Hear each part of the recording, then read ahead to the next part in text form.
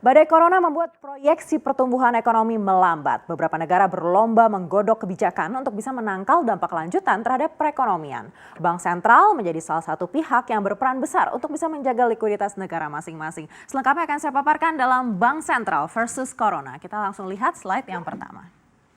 Kita akan mulai dari negara asal virus corona yaitu China.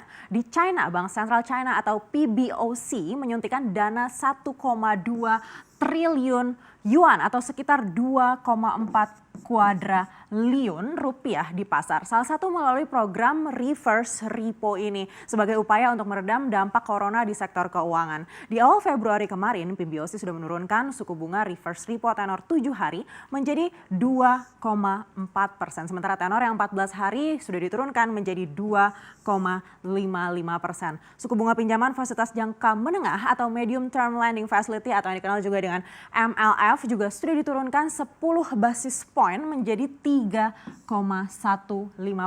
Dan giro wajib minimum bank juga dipangkas mulai dari 50 hingga 100 basis point yang berlaku mulai 16 Maret kemarin. Nah, pemotongan GWM ini dilakukan agar bank mau melepas tunai ke masyarakat dengan harapan ada 550 miliar yuan atau 79 miliar dolar Amerika Serikat bisa dilepas ke pasar untuk bisa mencegah perlambatan ekonomi. Nah, aksi bank sentral ini juga didukung dengan kebijakan fiskal dari pemerintah China yang memberikan subsidi hingga 27,3 miliar yuan, termasuk juga melupakan sejenak perjanjian dagang fase 1 dengan Amerika Serikat dan melonggarkan tarif atas barang impor dari Amerika Serikat. Pemerintah China juga memberikan penggantian biaya pengobatan pribadi ini sebesar 200 hingga 300 yuan untuk per hari dan pemerintah kotanya juga tidak kalah strateginya dengan memberikan bantuan tunai hingga mencapai 3.000 yuan kepada warga yang di kota Xiangtan yang bersedia untuk membeli mobil dari kawasan produsen mobil di China.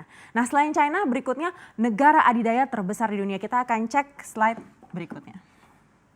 Amerika Serikat dengan The Federal Reserve yang selalu menjadi kiblat perekonomian dunia. Nah, The Fed ini telah melakukan 2 kali pemangkasan bunga dengan jarak waktu kurang dari 2 minggu. Pertama itu pada 3 Maret 2020, ini sudah dipangkas sebesar 50 basis point ke level 1 hingga 1,25%. Lalu 15 Maret kembali dilakukan pemangkasan 100 basis point dengan level 0 hingga 0,25%. Nah, pemotongan suku bunga mendadak ini menandakan kepanikan The Fed untuk mencari cara tercepat demi mencegah gangguan pasar keuangan. The Fed juga melakukan pelonggaran kuantitatif ini hingga 700 miliar dolar Amerika Serikat. Meskipun banyak ahli juga yang menganggap pelonggaran ini hanya mampu menopang dalam waktu singkat saja. Nah, pemerintah AS juga sudah siap menggelontorkan stimulus darurat. Nah, total paket yang disiapkan ini mencapai 1 triliun dolar Amerika Serikat. Secara rinci rencananya 500 miliar dolar AS ini akan dibagikan ke seluruh warga AS dengan besaran 1.000 dolar per warganya dan sisanya akan diberikan pada UKM. Industri penerbangan juga akan dibantu rencananya hingga 50 miliar dolar AS ditambah lagi dengan penangguhan pajak hingga 300 miliar dolar AS. Tapi ini belum final ya. Nah, memang penyebaran corona di AS ini meningkat 2 kali lipat dalam beberapa hari terakhir. Namun tetap saja saat ini angka kematian terbesar adalah di Eropa. Bahkan lebih besar dari China. Kita akan lihat slide berikutnya. Nah, demi mengantisipasi situasi yang semakin memburuk melihat pada angka kematian di Eropa, khususnya di Italia, ECB ini sudah memberikan stimulus baru untuk menenangkan pasar. Salah satunya adalah pembelian obligasi darurat senilai 700 miliar euro atau kalau didolarkan menjadi 820 miliar dolar Amerika Serikat. Nah, pembelian ini akan berlangsung hingga akhir 2020 termasuk juga segala aset yang memungkinkan untuk dibeli dalam program yang bernama Pandemic Emergency Purchase Program atau PEPP. Nah, segala upaya dilakukan untuk bisa mencegah tsunami ekonomi akibat corona. Berikutnya juga Bank of England atau BOE juga telah melakukan pemangkasan suku bunga 15 basis point hingga 0,1% dan meningkatkan program pembelian obligasi.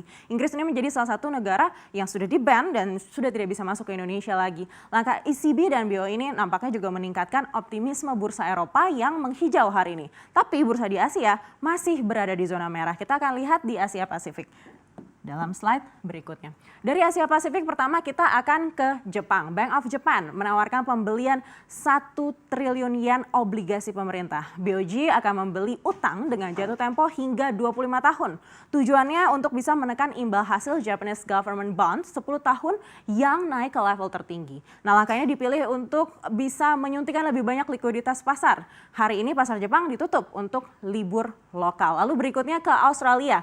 RBA ini kembali memotong suku bunganya ke level 0,25%. Padahal 2 minggu yang lalu baru saja memotong suku bunga ke level 0,5%. Nah, salah satu tujuannya adalah mempertahankan inflasi agar bisa berada di rentang 2-3%. Kalau menurut RBA, 0,25% ini merupakan angka terbawah dan sudah tidak memungkinkan lagi dilakukan pemangkasan. Selanjutnya adalah pelonggaran kuantitatif. Nah, RBA ini berencana untuk membeli obligasi pemerintah di pasar sekunder dengan target yield Australian government bonds tenor 3 tahun ini mencapai 0,25%. Jadi berapapun kuantitas yang dibutuhkan untuk bisa mencapai yield tersebut akan dilakukan. Tidak ada batasan dana untuk rencana ini. Lalu RBA juga akan mengucurkan dana hingga 15 miliar dolar Australia untuk institusi bisnis kecil seperti UKM misalnya.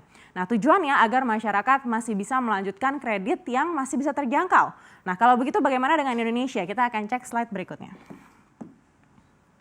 Bank Indonesia sudah memotong suku bunga acuan ke level 4,5%. Selain itu ada 7 stimulus kebijakan yang bertujuan untuk mengatasi stabilitas pasar keuangan. Kita lihat yang pertama, ini adalah triple intervention atau memperkuat intensitas kebijakan triple intervention untuk menjaga stabilitas nilai tukar rupiah yang sejak kemarin sudah terpukul. Intervensi dilakukan di pasar spot, domestic non-deliverable forward atau DNDF, dan juga pembelian SBN dari pasar sekunder. Lalu juga memperpanjang tenor repo surat berharga negara hingga 12 bulan.